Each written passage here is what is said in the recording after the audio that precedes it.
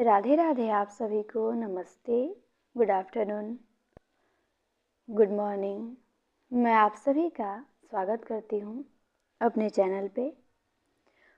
तो 34 नंबर की हमारी ये क्लास होगी और हम द्विवेदी युग देख रहे थे। द्विवेदी युग में हमने कल द्विवेदी मंडल के 5, 6, 7 कवियों को देखा था और हमने यहीं पे ब्रेक किया था। द्विवेदी मंडल के अन्य कवि हमें देखना था, तो हम यहीं पे छोड़े थे। तो चलिए आज हम इन्हें देखेंगे। ये भी बड़े महत्वपूर्ण हैं क्योंकि यहाँ से प्रश्न आ चुके हैं, कई बार आ चुके हैं। तो चाहे द्विवेदी मंडल के कवि हों, चाहे द्विवेदी मंडल के बाहर के कवि हों, सारे कवि इम्पोर्टेंट हैं। तो गिरधर शर्मा नवरत्न है, जिनका जन्म 1881 को, निधन 1961 को हुआ था। कहाँ पे हुआ था? तो झालरा, पाटन। इनकी एक रचना है मातृवंदना। मातृवंदना इनकी मौलिक रचना है। किसकी? तो गिरधर शर्मा नवरत्न की। तो ध्यान देना है, इनकी एक ही रचना है, बड़ी चर्चित है, मातृवंदना नवरत्न।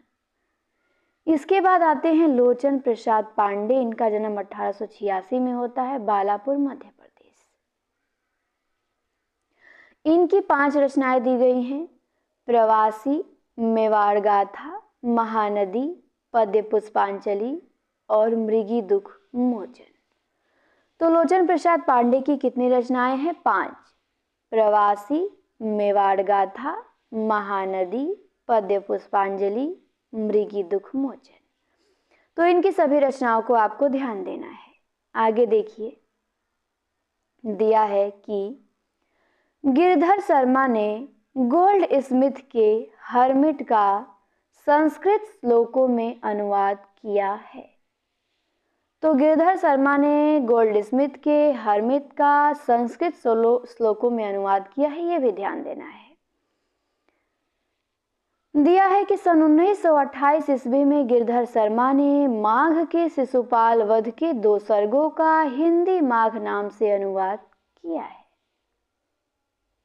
आगे देखिए, लोचन प्रसाद पांडे ने चित्तौड़ के भीमसेन के अपूर्व स्वत्त त्याग की कथा नंददास की रास पंचाध्यायी के ढंग पे लिखी है। लोचन प्रसाद की रचना है मृगी दुख मोचन। ये बहुत अच्छी रचना है। इसमें इनकी पशुओं तक पहुंचने वाली व्यापक और सर्वभूत दयापूर्ण काव्य दृष्टि का पता चलता है। लोचन प्रसाद पांडे को काव्य विनोद तथा साहित्य वाचस्पति की उपाधि प्राप्त थी। तो ये हो गए द्विवेदी मंडल के कुछ अन्य कवि। द्विवेदी मंडल के कवि थे, उसी में कुछ अन्य कवि थे ये, जो उतने मेन नहीं है पर आते हैं मंडले के अंतर्गत। अब हम देखेंगे जो द्विवेदी मंडल से पूरी तरह बाहर के कवि हैं, उनको देखेंगे कालक्रमानुसार, और ये भी बड़े इंपॉर्टेंट हैं। तो देखिए, द्विवेदी मंडल से बाहर के कवियों का विवरण निम्नांकित है।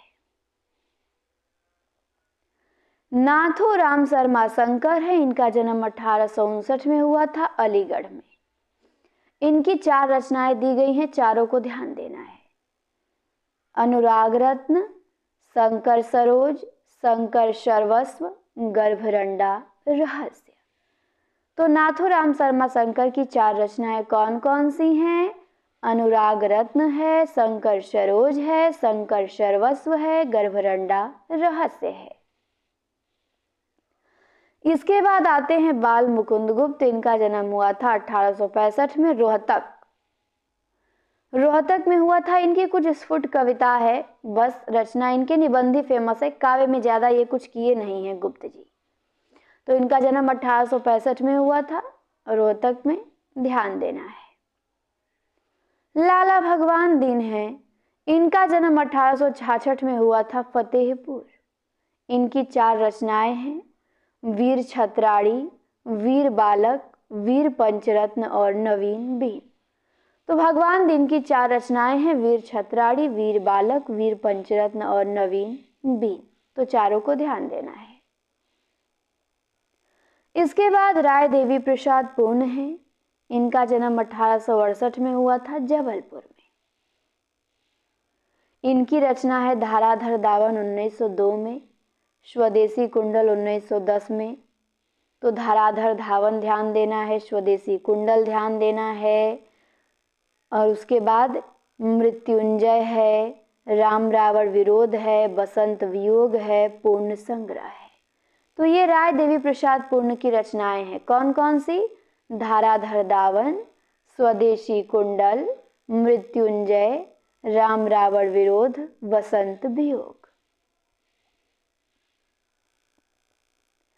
इसके बाद आते हैं सैयद अमीर अली मीर, जिनका जन्म 1873 में हुआ था सागर में।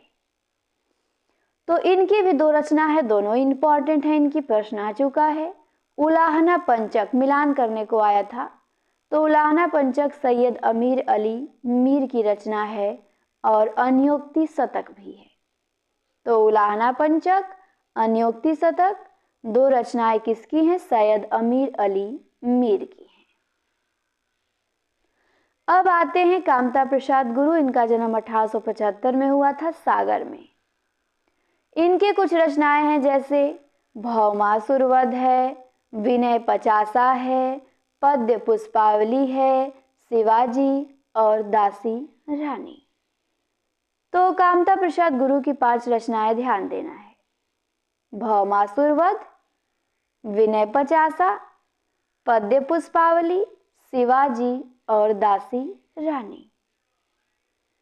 इसके बाद हैं गया प्रसाद शुक्ल सनेही, इनका जन्म हुआ था 1883 में, निधन 1972 में उन्नाव। इनकी यहाँ पे 5 रचनाएं दी गई हैं। कौन कौन सी? कृषक क्रंदन, प्रेम पचीसी, राष्ट्रीय वीड़ा, त्रिशूल तरंग, करुणा कादम्बनी। अभी हमने स्वर्गीय वीड़ा देखा था श्रीधर पाठक का, यहाँ हमें राष्ट्रीय वीड़ा दिख गया सनेही का, तो ध्यान देना है। कृषक क्रंदन सनेही का, प्रेम पचीसी सनेही का, राष्ट्रीय वीड़ा सनेही का, त्रिशूल तरंग सनेही का, करुणा कादम्बनी सनेही का। इसके बाद आते हैं रूप नारायण पांडे, इनका जन्म हुआ था 1884 में लखनऊ में। इनकी देखिए 2 रचना दी गई है, पराग और वन वैभव। तो पराग किसने लिखा? रूप नारायण पांडे ने। वन वैभव किसने लिखा? रूप नारायण पांडे ने। इसके बाद है राम नरेश त्रिपाठी, जन्म 1889 में हुआ था जौनपुर में। तो राम नरेश त्रिपाठी लिखते हैं मिलन, 17 में लिखे हैं मिलन, फिर पथिक है, फिर मानसी है, स्वप्न है, कविता कौमुदी है। तो मिलन, पथिक, मानसी, स्वप्न और कविता कौमुदी किसकी रचनाएं हैं? राम नरेश त्रिपाठी की। तो ये ध्यान देना है। अब आते हैं ठाकुर गोपाल शरण सिंह, तो इनकी भी 4 रचनाएं दी गई हैं। इनका जन्म 1891 में रीवा हुआ था। तो इनकी माधवी है, मानवी है, संचिता है, ज्योतिषमती है। ठाकुर गोपाल शरण सिंह की कौन कौन सी रचना? माधवी, मानवी, संचिता, ज्योतिषमती। इसके बाद मुकुटधर पांडे हैं, इनका जन्म 1895 में हुआ था, जब बालापुर मध्य प्रदेश में। तो इनके 4 रचना कौन कौन से हैं? आंसू, उद्गार, पूजा फूल, कानन कुसुम। तो मुकुटधर पांडे ने 4 रचनाएं लिखा है, आंसू, उद्गार, पूजा फूल, कानन कुसुम। तो इन चारों को ध्यान देना है। तो अब तक जितने लेखकों की रचनाएं आपने देखी, किसी की भी छोड़ने लायक नहीं थी, सबकी ध्यान देनी है। सबकी रचनाएं पूछी जाती हैं, तो आप इन सब की रचनाएं ध्यान देंगे। इसके बाद देखिए क्या दिया है, कुछ विशेषता दिया है कि नाथूराम शर्मा शंकर समस्या पूर्ति और अतिशयोक्ति कविता करने में प्रवीण थे। तो प्रश्न बन सकता है कि द्विवेदी युग में कौन सा कवि समस्या पूर्ति या अतिशयोक्तिपूर्ण कविता करने में प्रवीण था? तो नाथूराम शर्मा शंकर थे। नाथूराम शर्मा शंकर को कविता कामिनी कांत, भारतेंदु प्रज्ञा, साहित्य सुधाकर आदि उपाधियां प्राप्त थी। तो नाथूराम शर्मा शंकर को कौन कौन सी उपाधि मिली थी? कविता कामिनी कांत, भारतेंदु प्रज्ञा, साहित्य सुधाकर आदि। नाथूराम शर्मा शंकर की एक प्रबंध काव्य है गर्भरंढा रहस्य, जिसमें विधवाओं की बुरी स्थिति और देव मंदिरों के अनाचार का वर्णन किया गया है। तो नाथूराम शर्मा शंकर ने क्या लिखा है? गर्भरंडा रहस्य लिखा है, जो कि एक प्रबंध काव्य है। और गर्भरंडा रहस्य में विधवाओं की बुरी स्थिति और देव मंदिरों के अनाचार का वर्णन किया गया है। राय देवी प्रसाद पूर्ण के बारे में दिया है कि पूर्ण जी ने सन 1902 में कालिदास के मेघदूत का ब्रज भाषा में धाराधर धावन शीर्षक से अनुवाद किया। तो ये बड़ा इंपॉर्टेंट चीज है, ये आपको ध्यान देना है। क्या कि राय देवी प्रसाद पूर्ण ने 1902 में कालिदास के मेघदूत का ब्रज भाषा में धाराधर धावन शीर्षक से अनुवाद किया। राय देवी प्रसाद पूर्ण की खड़ी बोली में रचित कविताएं निम्न हैं। इनको भी देख सकते हैं कौन कौन सी हैं। अमलतास है, वसंत वियोग है, स्वदेशी कुंडल है, नए सन का स्वागत है, नवीन संवत्सर का स्वागत है। तो ये राय देवी प्रसाद पूर्ण की खड़ी बोली में रचित कविताएं हैं। अमलतास, वसंत वियोग, स्वदेशी कुंडल, नए सन का स्वागत, नवीन संवत्सर का स्वागत। आगे देखिए, आगे दिया है कि कामता प्रसाद गुरु के प्रसिद्धि का मूल आधार उनका हिंदी व्याकरण है। इन्हें हिंदी भाषा का पाणिनि भी कहा जाता है। तो कामता प्रसाद गुरु अपनी रचनाओं से फेमस नहीं हुए, ये एक व्याकरण ग्रंथ लिखते हैं, हिंदी व्याकरण। इसी से इनको प्रसिद्धि मिली और इनको हिंदी भाषा का पाणिनि कहा जाता है। आगे देखिए क्या दिया है कि कामता प्रसाद गुरु ने भौमासुर वध और विनय पचासा ब्रज भाषा में तथा पद्य पुष्पावली खड़ी बोली में लिखा है। तो कामता प्रसाद गुरु भौमासुर वध और विनय पचासा ब्रज में लिखते हैं, लेकिन पद्य पुष्पावली ये खड़ी बोली में लिखते हैं। तो आपको ये विशेष ध्यान देना है भाषा। पद्य पुष्पांजलि पूछेगा तो लोचन प्रसाद पांडे का है, लेकिन पद्य पुष्पावली पूछेगा तो कामता प्रसाद गुरु का है। ठीक, चलिए अब सनेही की विशेषता हम थोड़ी सी देख लेते हैं। इनकी रचनाएं देखा था हमने 4-5। तो गया प्रसाद शुक्ल गया प्रसाद शुक्ल जी श्रृंगारिक कविताएं सनेही उपनाम से तथा राष्ट्रीय भावनाओं की कविताएं त्रिशूल उपनाम से लिखते थे। तो सनेही उपनाम से श्रृंगार परक कविताएं और त्रिशूल उपनाम से राष्ट्रीय भावनाओं की कविताएं गया प्रसाद शुक्ल जी लिखते थे। सनेही ने खड़ी बोली में कवित्व और सवैया छंदों का प्रयोग करने में प्रवीण थे। तो जो सनेही थे ये खड़ी बोली में कवित्व और सवैया छंदों का प्रयोग करने में प्रवीण थे। अब आते हैं राम नरेश त्रिपाठी। तो ये ध्यान देना है, खड़ी बोली के प्रथम स्वच्छंदतावादी कवि श्रीधर पाठक हैं, या स्वच्छंदतावाद के प्रवर्तक श्रीधर पाठक है। प्रथम स्वच्छंदतावादी कवि श्रीधर पाठक हैं, लेकिन राम नरेश त्रिपाठी स्वच्छंदतावाद के दूसरे प्रसिद्ध कवि हैं। तो स्वच्छंदतावाद के दूसरे प्रसिद्ध कवि राम नरेश त्रिपाठी। राम नरेश त्रिपाठी ने मिलन, पथिक और स्वप्न शीर्षक से 3 काल्पनिक खंड काव्य लिखा। तो त्रिपाठी जी ने 4 रचनाएं लिखी, जिनमें से 3 खंड काव्य है, मिलन, पथिक और स्वप्न। लेकिन मानसी इनकी फुटकल कविताओं का संग्रह है।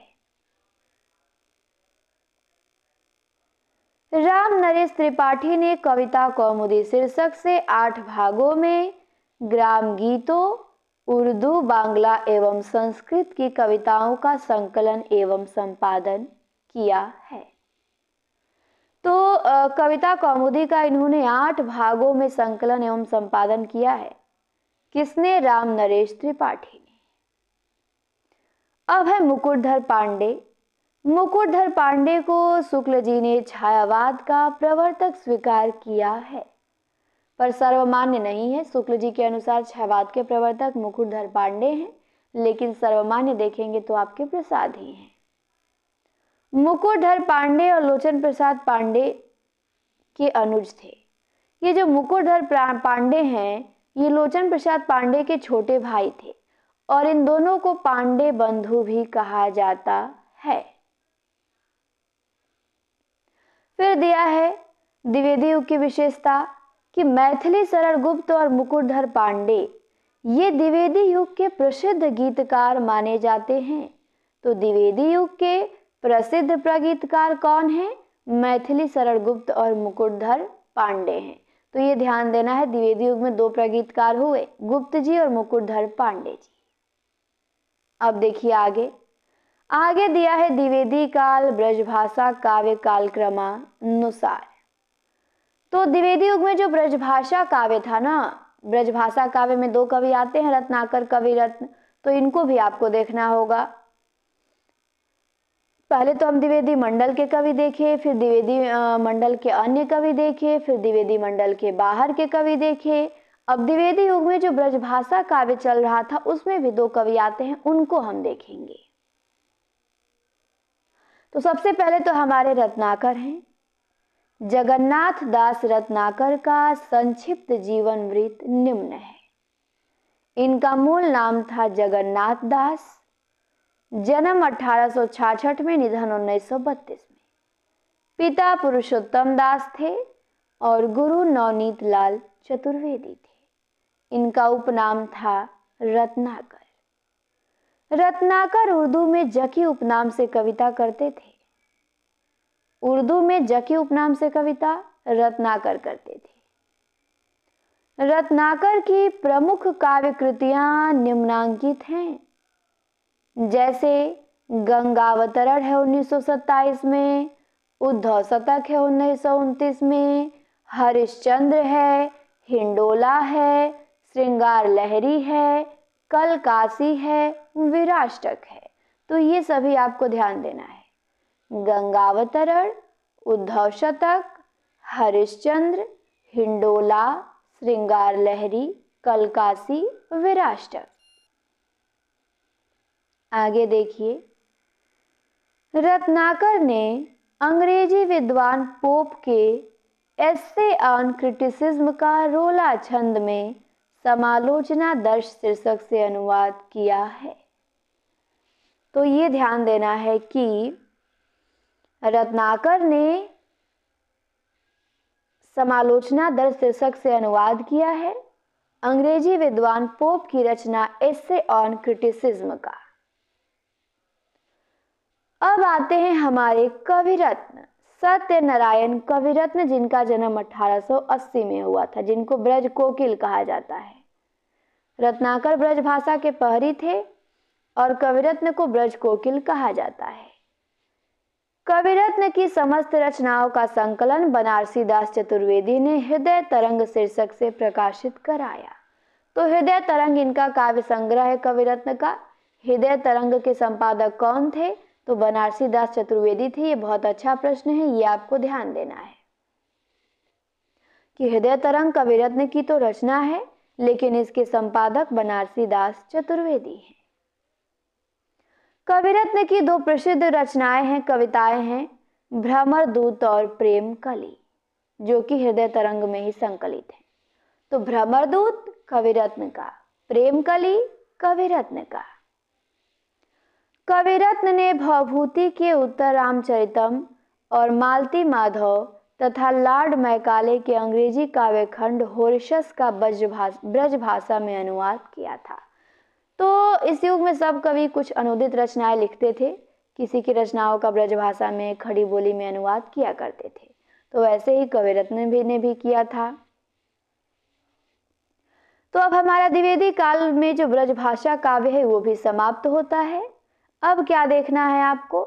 तो अब देखना है द्विवेदी युगीन महत्वपूर्ण कवि एवं उनके महाकाव्य, जो कि इसमें जो जो महत्वपूर्ण है वो मैं बताऊंगी। तो पहले तो द्वारका प्रसाद मिश्र का कृष्णायन है 1943 में, जो कि बड़ा इंपॉर्टेंट है। डेट भी ध्यान देंगे, 1943 कृष्णायन। कृष्णायन के लेखक कौन है? द्वारका प्रसाद मिश्र हैं। फिर दिया है साकेत संत बलदेव प्रसाद मिश्र का, तो ये भी आप ध्यान देंगे। साकेत संत 1946 में बलदेव प्रसाद मिश्र ने लिखा है। फिर उदय शंकर भट्ट का तक्षशिला है, 1931 में, महत्वपूर्ण है महाकाव्य। तो तक्षशिला उदय शंकर भट्ट का है।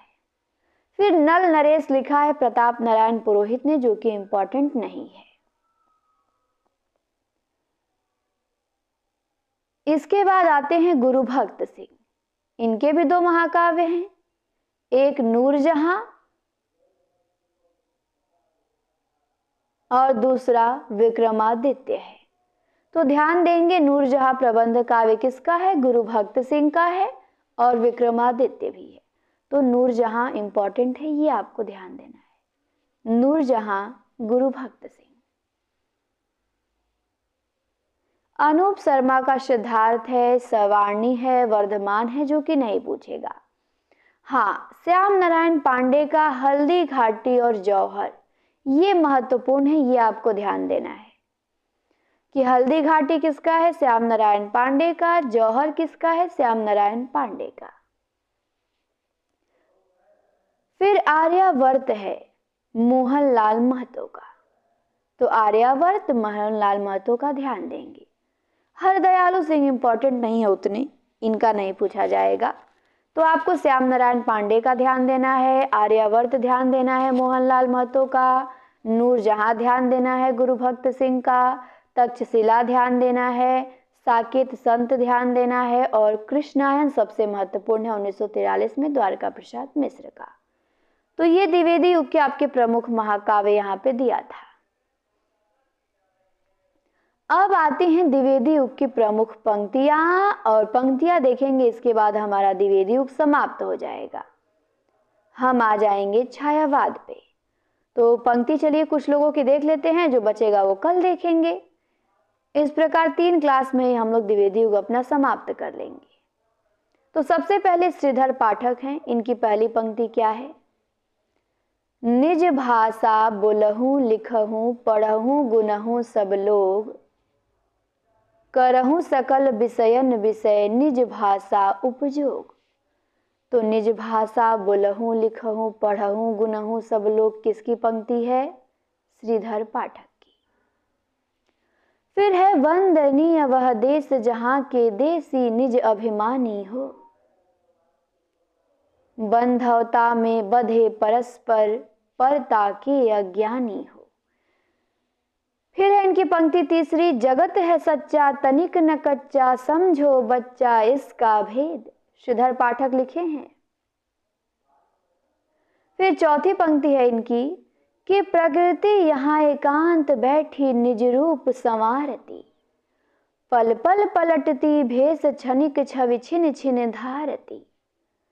फिर है लिखो न करो लेखनी बंद। श्रीधर पाठक कहते हैं कि लिखो ना करो लेखनी बंद, श्रीधर सम सब कवि स्वच्छंद।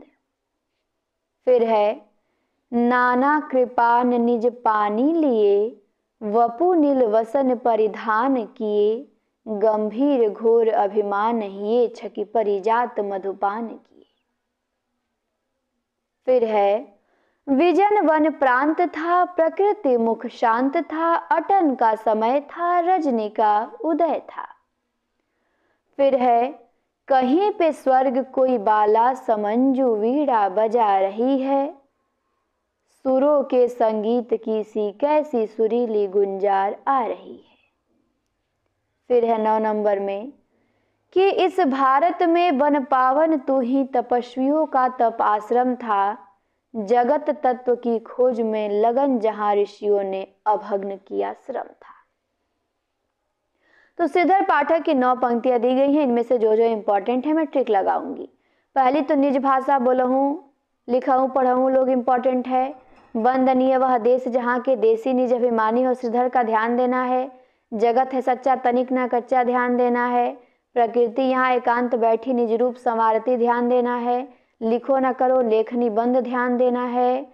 और ध्यान देना है, कहीं पे स्वर्ग कोई बाला समुंज वीणा बजा रही है, और इस भारत में वन पावन तू ही तपस्वियों का तप आश्रम था, ये ध्यान देना है। तो श्रीधर पाठक की ये पंक्तियां हमने देखी। इसके बाद आते हैं महावीर प्रसाद द्विवेदी, जिनकी यहाँ पे दी गई हैं 5 पंक्तियां, तो इनको भी हम देख लेते हैं, इसके बाद फिर ब्रेक लगा देंगे हम। तो पहली पंक्ति है इनकी, तो सभी पंक्ति आपको ध्यान देनी है, कोई भी पूछी जा सकती है, तो सब इंपॉर्टेंट है। महावीर की पहली है, सुरम्य रम्य रूपे रस राशि रंजिते विचित्र वर्णा भरड़े कहाँ गई, अलौकिकानंद विधायिनी महा कविंद्रे कांते कविते अहो कहाँ। तो सुरम्य रूपे रस राशि रंजिते महावीर की पंक्ति है। दूसरी देखिए, तुम ही अन्नदाता भारत के सचमुच बैल राज महाराज, बिना तुम्हारे हो जाते हम दाना दाना को मोहताज। फिर देखिए तीसरी पंक्ति महावीर की, श्री युक्त नागरी विहारी दशा तिहारी, होवे विषाद मन माही अतीव भारी। फिर चौथी देखिए इनकी पंक्ति, भय से भवानी के तब सेवा लागे, करन पढ़बगा छूटी, बटुअन दूध दुहाइन हाथन धार न कबहु दुहत माँ टूटी। तो हमने देखा, सुरम्य रस राशि रंजिते तुम ही अन्नदाता भारत के, श्रीयुक्त नागरी बिहारी दशा तिहारी, और भय से भवानी के तब सेवा लागे, करन पढ़बगा छूटी। फिर 5वीं पंक्ति देखिए, 5वीं क्या है महावीर की पंक्ति, सारी प्रजा निपढ़ दिन दुखी जहां है, कर्तव्य क्या न कुछ भी तुझको वहां है। तो ये भी महावीर की पंक्ति है कि सारी प्रजा निपढ़ दिन दुखी जहां है, कर्तव्य क्या न कुछ भी तुझको वहां है। तो ये 5 पंक्तियां महावीर प्रसाद द्विवेदी की इंपॉर्टेंट हैं, आपको ध्यान देनी है। इसके बाद हरिऔध बचे हैं, गुप्त जी हैं, और गुप्त जी की बहुत पंक्तियां हैं, शंकर हैं, नाथुराम त्रिपाठी हैं, रत्नाकर हैं, कविरत्न हैं। बस इतना बचा है जिनको हम कल देखेंगे, और द्विवेदी युग हमारा समाप्त हो जाएगा, हम आ जाएंगे छायावाद युग पे। तो देखिए हमने भारतेंदु युग 2 दिन में समाप्त कर लिया, द्विवेदी युग 3 दिन में कर लेंगे, और छायावाद मुझे लग रहा है कि 5 दिन का समय लेगा। उसके बाद प्रगतिवाद तो 1 दिन का काम है, 1 या 2 दिन का। प्रयोगवाद आपका 5 दिन लेगा, फिर नई कविता कुछ लेगी, फिर नवगीत कुछ लेगा। तो बहुत जल्दी हम लोग खत्म करने वाले हैं ये। उसके बाद गद्य विधाओं में आ जाएंगे, वहाँ और इंटरेस्ट रहेगा, रचनाएं तैयार होंगी, वर्ण विषय देखेंगे, पात्र देखेंगे हम। तो इसे आप लोग मन से पढ़िए और तैयार करिए। ये क्लास आप लोगों के लिए बहुत फायदेमंद होगी अगर आप ईमानदारी से सुनते हैं इसे प्रतिदिन। 34 क्लासें हमारी हो चुकी हैं, अगर आप नहीं देखे होंगे तो प्लेलिस्ट में जाके सारी क्लासें आप देख सकते हैं। अभी 11 बजे आपको 30 प्रश्न मिलेंगे वन लाइनर के 10-15 मिनट में, तो वो भी आपको देखने हैं। क्लास को शेयर करिए, लाइक करें, कमेंट करें, और पहली बार जुड़े हों सब्सक्राइब करें। क्लास देखने के लिए आप सभी को बहुत बहुत धन्यवाद।